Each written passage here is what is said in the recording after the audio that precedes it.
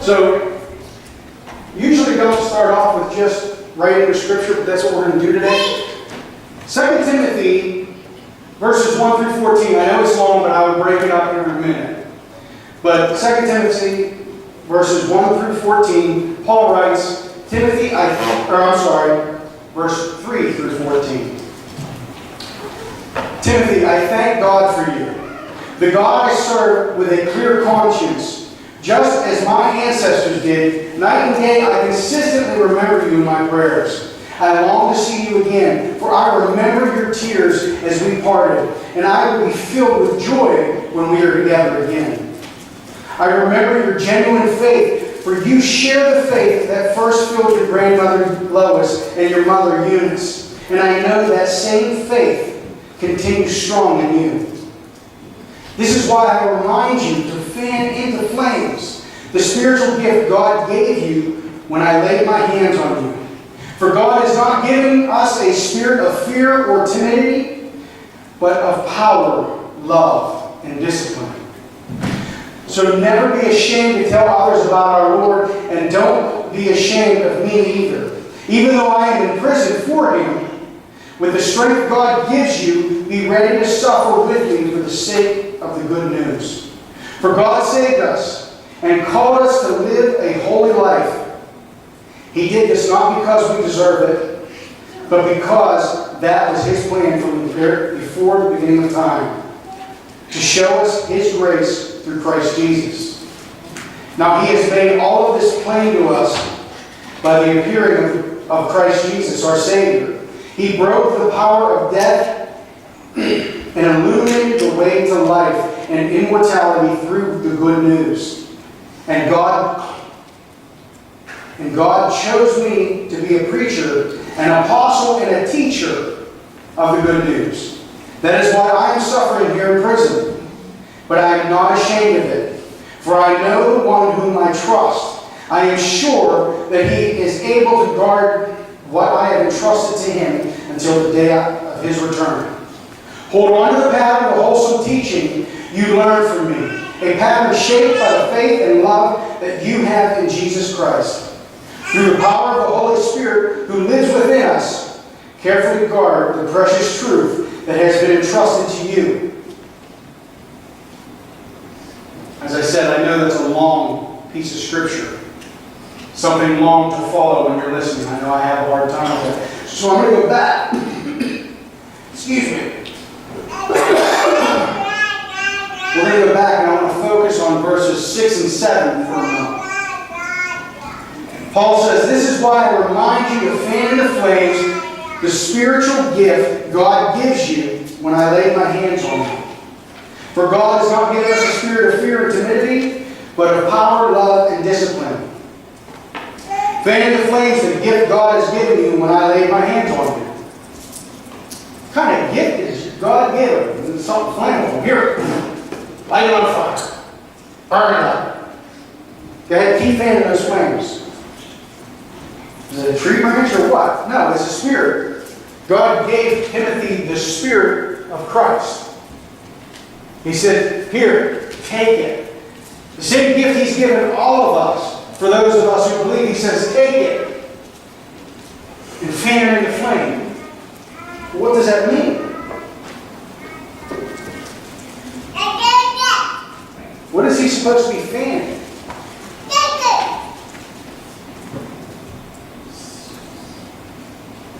The Spirit is not timid. Jesus was not timid. He wasn't shy about anything. In fact, He was pretty bold in His statements. And sometimes He was rather crude in His statements. Because we look at things today and go, I can't believe He would say that to someone. That was kind of rude. I mean, think about it. And I love to use this example. I love to use the pool of Bethesda. When He walks up to the lame man who's laying there on his mat and says, well, everyone else gets to the pool before I do, so I can't be healed. And He says, do you even want to be healed? I don't see you trying. You're blaming everyone else. He says, well, yes, Lord. Well, then get up and walk. That's pretty bold, isn't it? That's the same Spirit that we were given. When he says, I'm going to send someone as my replacement, someone that's going to be your intercessor, the person that's going to be the communicator between me and you, it was the same Spirit that was in him that made him bold.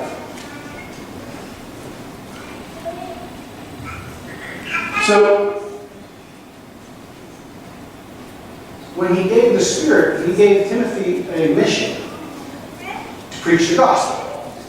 The same mission that was given to each and every one of us. When Jesus gave the Great Commission, he says, go forth and make disciples, preaching the gospel, baptizing in the name of the Father, Son, and the Holy Spirit. He said, go and do this, and be bold about it. Don't be afraid. And sometimes when we get a mission, we get something in our head, we're told to do something, we go for it, right? We go all in. We're going. We're going to go get it done. We're going to go do it. This is our time. We're going to make it happen. But we're forgetting something. The words that Paul said to Timothy, he's also saying to us, fanning the flames of the Spirit. Instead, we fan in the flames our own ego. We can do this. Or better yet, I can do this. I have a goal. I have a mission. I have to go accomplish it. I can do it. I know the best way to handle it. We lose ourselves in that. Because he also says in verse 13, after we've had a stubbornness and we say, we can do it, I can do this, he says, hold on to the pattern of wholesome teaching you have learned from me. A pattern shaped by the faith and the love that you have for Jesus Christ. The pattern shaped by Christ. So let me ask you a couple questions. Was the pattern of Christ leading those he trusted to twist in the wind when they were confused? Was that his pattern? Was his pattern working to bring someone into the fold? Leaving them twisting the wind while they were confused while he was working to bring someone into the fold? Was that his pattern? Was it to get angry at them when they didn't understand something?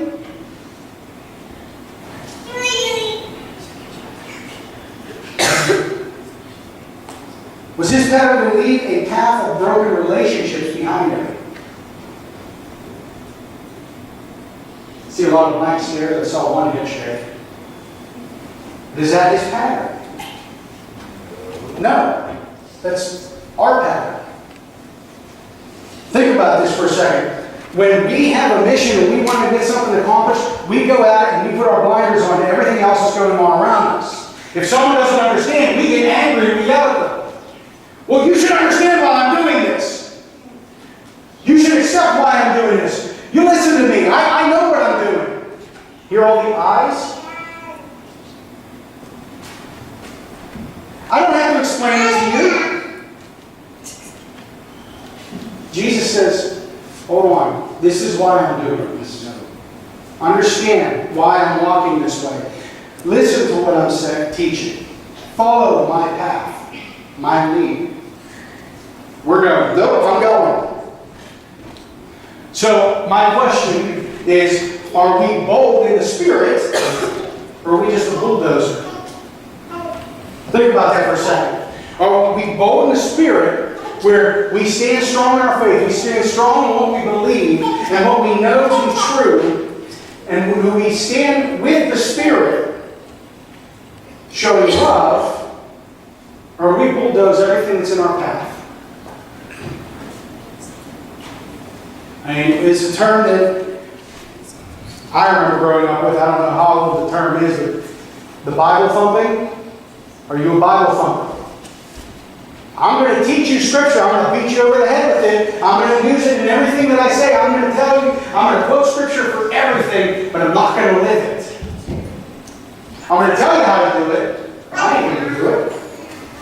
That's a bulldozer. I'm telling you have to be in church on Sunday. I'm telling you have to be here. I'm telling you trust in God for this. Well, what about you? What are you doing? Don't worry about me. I know how to get you there. So are you bold or a bulldozer?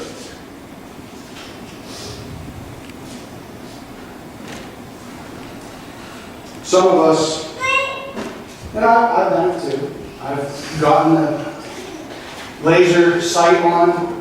I see someone struggling, that someone could really need to hear what the good news is, hear the gospel, and really want to pour into them. And people are going, why are you wasting your time with them? Why are you doing this? And I keep pushing forward instead of turning around and saying, I am not. But then when I think about it, because I haven't communicated what was going on or where God was leading me, I was. I had left the Spirit behind. He said, that's your target, that's where we're going. And I said, okay, I'm on my way. Instead of, wait, we got to go this way. We got to go talk to them this way. Don't go in, Bible up, charging like, I'm going to thump you with this. I'm going to make sure you get it through osmosis. If you don't live the life, it's going to say across your forehead. I've been the bulldozer before. And I think we all have.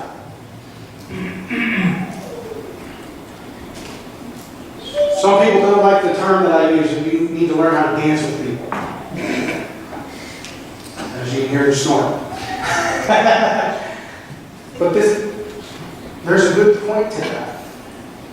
Jesus danced with everyone. He was bold about it. He was very direct and bold, but he also knew how to talk to each one of the people that he talked with. He knew them intimately. Friend, he's God. He knows how to know you intimately without getting to know you. We have to get to know you a little bit better.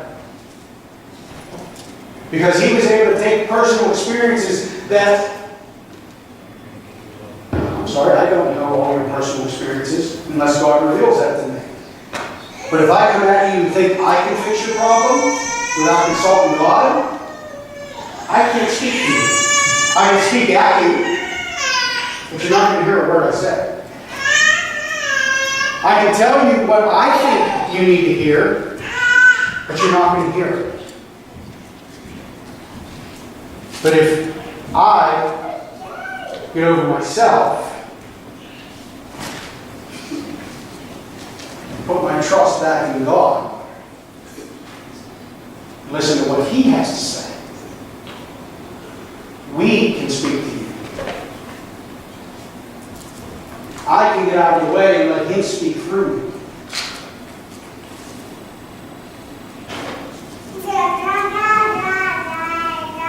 Because it's through the power of the Holy Spirit, as it says in verse 14, who lives within us, that we can do these things. It's the power of the Holy Spirit who is within us that we can be bold. When we give our lives to Christ, when we say, I want to be part of who you are, I want to live that life, I want to walk with you, I want to talk with you, I want to go and make disciples like you've called me to do. This is part of the deal. We need to let Him lead us. We have to be bold in Him, not in our own understanding. Not in our own wants, not in our own desires, but through Him. We make mistakes because we try to do it ourselves. We try to get ahead of it. We're like, okay, I think I know where we're going. What do you mean the side? We got to take that side of the road. No, it's right there. The goal's right there. And we overstep. And we got to start again. Think about it. How many people do you know that grew up in a church? That grew up in a church setting? That grew up knowing who God was. And because of the people that were in the building, the people that were in the body, destroyed that relationship because they thought they could answer instead of waiting for God to answer. I know a ton of people that have left, that have denounced the church and just walked away altogether because they looked at what the people did and And the people did not answer what God was telling them to do. Didn't show love. Pointed fingers. Showed blame. That's not what we're called to do. That's not anything that we're told to do. We are told to make disciples. To be bold in that process. To stand up for God. To be ready to be persecuted. But as soon as persecution comes, we start pointing fingers at someone else. They can take the blame. They can take the hit. And we become the bulldozer. We don't care what happens in the wake, as long as the blame is not on us.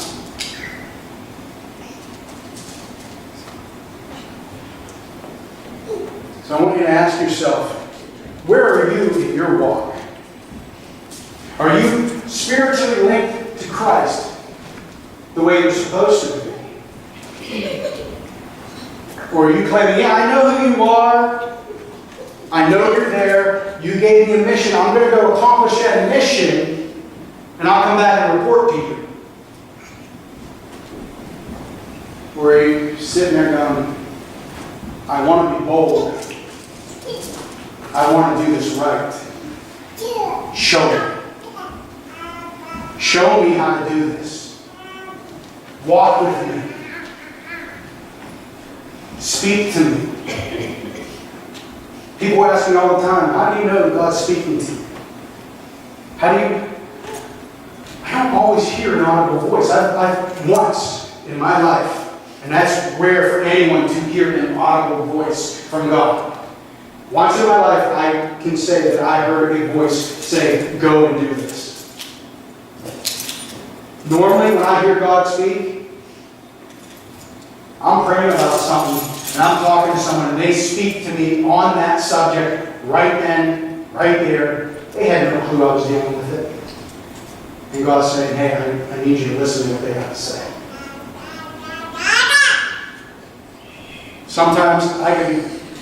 I'm being honest, I sat in the car crying over something that was really bothering me, really drilling into my brain, into my heart, and it's just painful. And I turned the radio on, and it's a song about that situation, saying, listen to what I have to say, I'm still here. Be patient. I haven't abandoned you. So in that, I can set down myself and talk with the Spirit. I can get out of the way. Can you? Are you able to trust in what God has to say? Where He's leading you? No matter what it is, good or bad?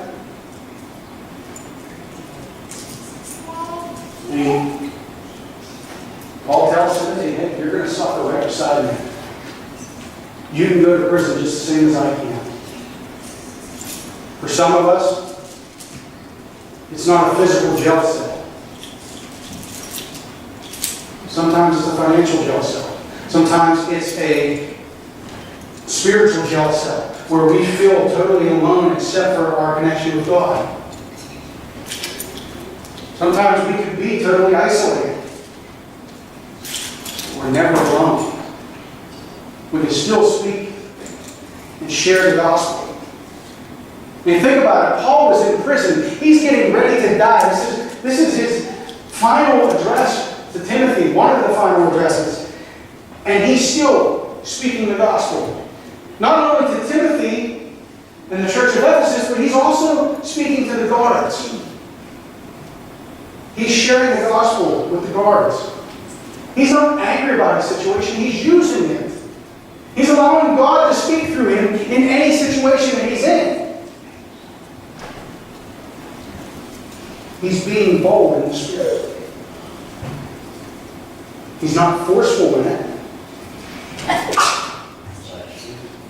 But he's bold in it. And when we're bold, people kind of pay attention a little more. You think about it, I can tell you a bold-faced lie as long as I'm straight-faced and I'm confident in that lie. You might think about that for a minute. Is that really true? The point is, if you're bold when you speak, when you have confidence, and that's what he's telling you, have confidence in what you're saying. Trust in what God is teaching you. You can share the gospel to anyone. I mean, we heard a little bit ago, Rosie shared it. She didn't speak up. She just turned on music on her computer. She didn't hide it. I didn't care about it, and all of a sudden, I think she said it was her boss come out and they started talking. She was bold in that statement, not putting on secular music. She put on something that spoke to her and opened up a line of communication. Are you bold in your walk? Or are you convinced to live a life of fear? Because if you walk with God, He tells you there is no fear. There's nothing to be afraid of. If you have Him in your spirit, or to hope to you, then like when you walk with God, you walk hand in hand, almost as in. See, when we walk hand in hand, we look at this and we're holding hands, left hand to right hand, right hand to left hand. No, when we're holding hands, it's right hand to right hand because His left hand is also there. We're walking as one. I said this a couple weeks ago that when you give your life to Christ, you step into the light. You walk into that light. You and Christ are one. Same as He is one with the Father, you are one with Him. So when you're walking hand in hand with Him, you're walking with Him. Not beside Him, with Him. In step. So don't be afraid to share the gospel. Be bold. Don't be a bulldozer. Pay attention to where He's leading you. Pay attention to the people around you. Because if you're sharing the gospel, if you're sharing the good news with love, those around you will help and encourage you. But if you're being a bulldozer, you're going to leave a lot of people hurt. You're not showing the love of Christ. You're not living the life of Christ. You may be sharing the gospel, but you're not living it. So I want you to take a minute before we close in prayer. I want you to take a minute and ask yourself, where am I in this process? Am I a bulldozer? Or am I bold for God? Am I walking with pride and faith in what I know and what I trust? Or am I angry, thumping people with the Bible? Am I beating them over the head with it? Think about this.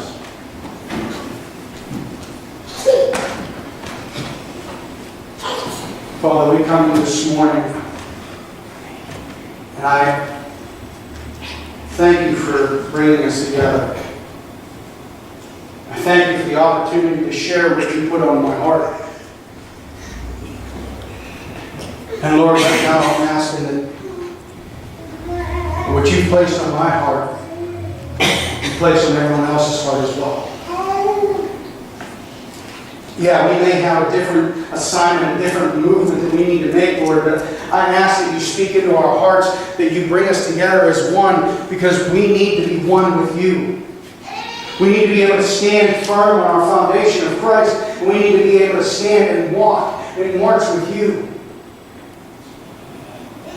So, Father, if there's something that you need to speak to us this morning, I ask that you speak it loud and clear, whether it's through my voice or someone else's voice, Lord. I ask that you share it, and I ask that it is received. Father, I ask that you lay your hand on each and every one of us that have claimed to be your children, that have given our life for you, that have said, I want to walk with you, and I want I want to be with you.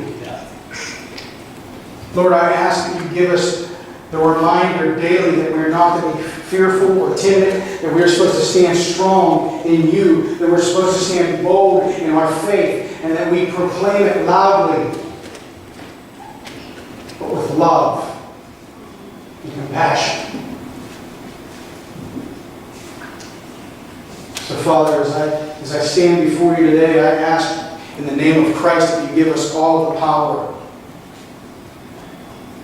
to stand bold and fearless in your presence.